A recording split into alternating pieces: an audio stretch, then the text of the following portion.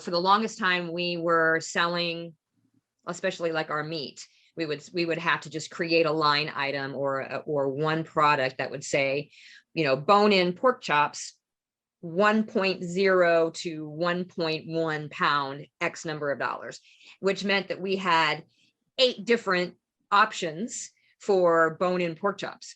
And even at that, either we or the customer was going to win or lose based on the weight of that. We were having to average that price out. Now we can just, list, we have 25 packages of bone-in pork chops in stock.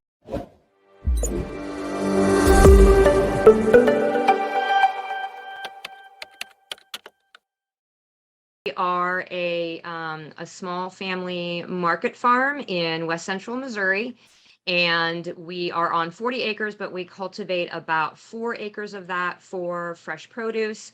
And then we raise hogs and chickens on pasture, and we use the chickens for their eggs, and then of course the hogs for their meat. We have a 75-member CSA, which is how we originally got started with farming. We started on our little homestead on 5 acres and thought that, we could put that giant garden of ours to use and make a little bit of extra money. And it turned out that we really liked that, and we jumped into farming full time. That was about 15 years ago. Had some sort of online presence or online sales mechanism from day one. It was how I first started advertising that we were going to have a CSA, and it was on an online platform, and it was free, and it was just a way to list something and gather some sales, and you sort of paid a percentage to get that, which was fine.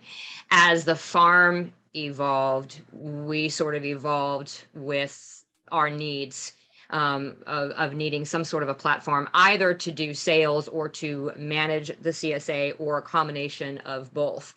And we had been with one online platform for a very, very long time, and they sort of switched up their business model. It didn't really work for us.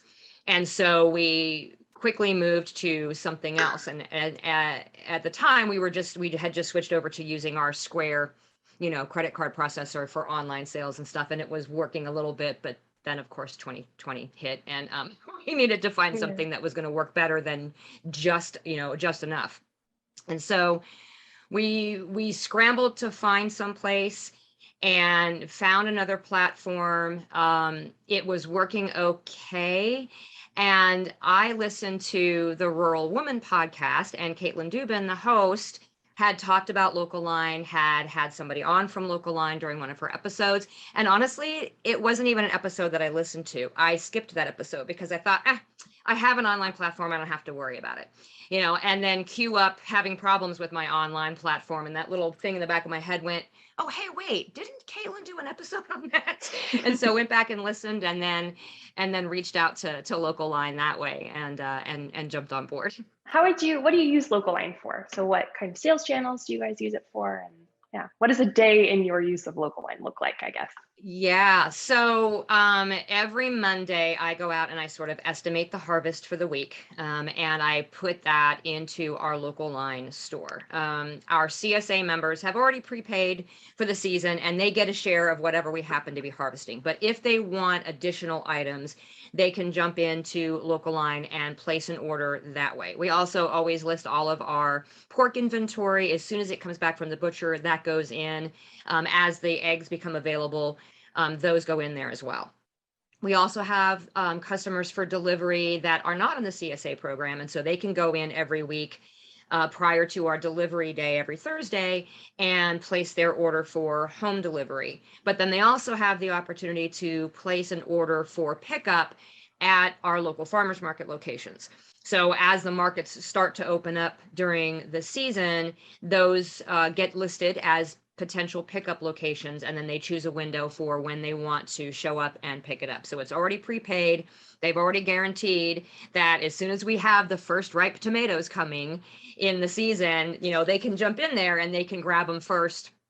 And it works out well for us because we already have a guaranteed sale before we get to the market, which is fantastic. The worst thing, especially in the middle of the summer, when you've been working all these months to get this, all this stuff done and get it planted and weeded and trellised and harvested, and you get it to market, and then you turn around and you come home with product because either there's too much at the market or it was such a hot day, nobody wanted to come out. So if people have the opportunity to jump in there and see what's available, get it ordered, prepay for it, so they're not worried about how they're going to pay for stuff at the market, they can just show up and pick it up and walk away. And then they can also choose, if they want to at that point, to go ahead and shop at the stand or go and walk the other vendors as well. So it works well for the customers and it works well for us too.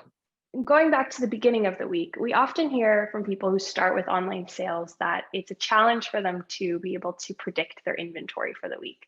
Do you have any tips? How do you guys do that? How did you overcome that challenge? Yeah.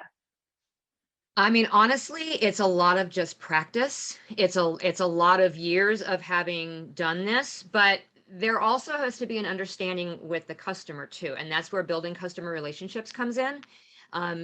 We make sure that we are very interactive with our customers, and we communicate with them very, very frequently. So if your customer has an understanding that, okay, this is an agricultural product and therefore things happen, I might estimate that I'm going to be able to pick X, Y, and Z this week. And then we may have a severe rainstorm or a hailstorm, or we have too many that we've picked that have bug damage that can't be sold. We have to adjust that inventory. So I would tell them, do the best that you can. Underestimate to start with what you think you're going to have. That way you're kind of, under promising and over delivering. If you happen to have more, hopefully you have another sales channel where you can, okay, I harvested an abundance of this, I can take this to the farmer's market or whatever. That's probably the best way to get started, is to just kind of, practice it and keep really good records. I mean, record keeping is something that is kind of hard to get into, especially when you are super busy and in the field and doing everything else. It seems like it's just one more thing to have to do to keep track of the harvest. But if you write down in your little notebook as you walk through the fields, you anticipate to harvest this amount of this thing, and then you go back at the end of the week and see that you harvested this amount of this thing, you can compare the two and see exactly how accurate you've been and grow your confidence a little bit that way. So, but honestly, if we don't have enough, if somebody orders something, and before I've actually gotten to harvest it and I see the harvest is short, I will fill those orders as they've come in. I will immediately fix the inventory in the online store. And then just, for those that I can't fill the order for, I either send them a refund with a note or, refund them and give them a store credit or something as a, thank you for being so patient with us. I appreciate it. Here's an extra $5 to spend the next time, that you're in the shop, something like that. And 99.9% of the time, it is not a big deal and they totally understand. And that 0.01% probably aren't your people anyway. What would you say is the most valuable feature that you guys get from the platform? I really like now, especially Local Line 2.0, being able to sell by the pound and also being able to sell by the piece, all within one shop, one cart, one place. It's very, for the longest time we were selling, especially like our meat, we would have to just create a line item or one product that would say, bone-in pork chops, 1.0 to 1.1 pound, X number of dollars, which meant that we had 8 different options for bone-in pork chops. And even at that, either we or the customer was going to win or lose based on the weight of that. We were having to average that price out. Now we can just, list, we have 25 packages of bone-in pork chops in stock, and they range between, 1 and 1 3/4 pounds a piece. This is the average, charged by the pound. And then we can go back in as we're packaging it and put in the exact weight that customer is getting. So they're paying for exactly what they're getting, and we're getting exactly what we're owed. And so it's a win-win for everybody. But I still have the option to be able to sell by the piece or by the head. So if I'm just selling a head of lettuce and I'm not doing it by weight, well, it's being sold by the piece. I'm tracking it by the piece, and it's selling for X number of dollars. Having that flexibility to be able to set it up how I need it by each individual product and then being able to actually enter that and fix it, on our end before the customer gets charged, and them knowing how it's working has been absolutely fantastic. That is absolutely probably my favorite part right now. Can you explain more about the workflow? So when a customer orders that bone-in pork chop, are they pre-charged for a certain amount, or do you have pay later? How do you guys go about that? Yeah, so we have certain items that require approval before the card will be charged, and we have certain items that do not require approval. So something that is, if it's 1 pound and like a pound of bacon, okay, it's always in a 1 pound package. There's no reason for me to have to approve that charge. If it's in inventory, then okay, fine, they can charge it. And so if they add all of those things to their cart, and then they pay, then it's charged to their credit card. It comes through to me as an order having been paid, and it doesn't require my approval. If there are items in there that are variable weight, and right now that includes some of our produce items, our tomatoes and our zucchini and yellow squashes, they're all sold by the weight. And so if any of those things are in that order, it will authorize their card, but it will sit there and tell me this needs approval. And so that gives me the opportunity when I go to pack the order to see, okay, all of these items here, I'm doing those by weight. So as I weigh them, and it's like, oh, well, they might have said they're ordering a pound of tomatoes, but it's very rare that you can put an exact pound of tomatoes on there. So if it ends up being 1.15 or 0.97, then I enter that in, and then I continue packing the rest of their order. Once that is all done and that's been entered, I just hit approve the order. It approves it, we're good to go, and I can charge their card accordingly. Do you think it's relevant for farmers to be selling online? Yeah, what are your thoughts on that? Should all farmers be online?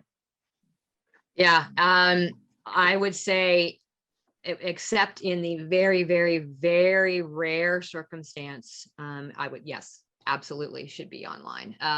It's, as a sort of early adopter of that, I can say that it absolutely works, but I wouldn't say to make it your only sales channel or your only presence.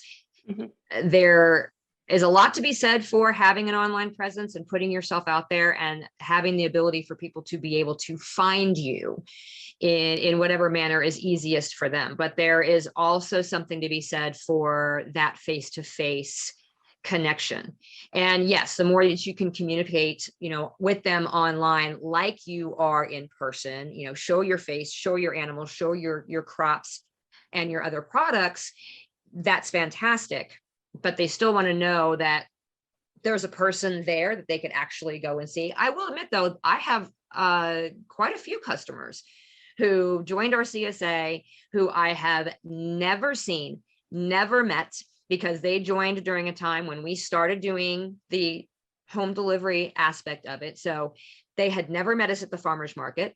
They maybe didn't hear from us through word of mouth. They found us online by doing a search, saw that we were in their area, saw that we had this program, and said, okay, sign me up, and stuck with us. And I wouldn't recognize them if I saw them on the street.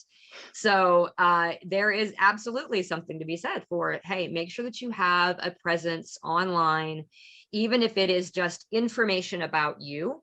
But if you can add a sales channel, as long as it's feasible for you to be able to fulfill that, then absolutely do it, because it's getting easier and easier as we go through this to be able to do that online. And I don't think there's any reason not to, unless you are so remote that you're not getting, to deliver them and they're not coming to you. That's probably the only reason why you shouldn't be online. My last question is, do you think that selling online is more work than not selling online? Yeah, I think it's just a different kind of work. Mm-hmm. If you are a direct seller, you are going to have to work for your sales no matter what, whether it's standing at a farmer's market for 5 hours or however long during a day, or if it's delivering directly to your customers, or if it's taking out an ad in your local paper or whatever it is. You still are going to have to put some energy into selling. It's not like build it and they will come. That doesn't work. So is it work? Yes. Is it more work than what other sales channels we have. No, it's just an additional sales channel. And if you work it into your routine the same way that you do your other sales channels, it becomes less work. I mentioned dropping one of our delivery days, and I can't tell you the substantial amount of a difference that it has made this year in our workflow here on the farm.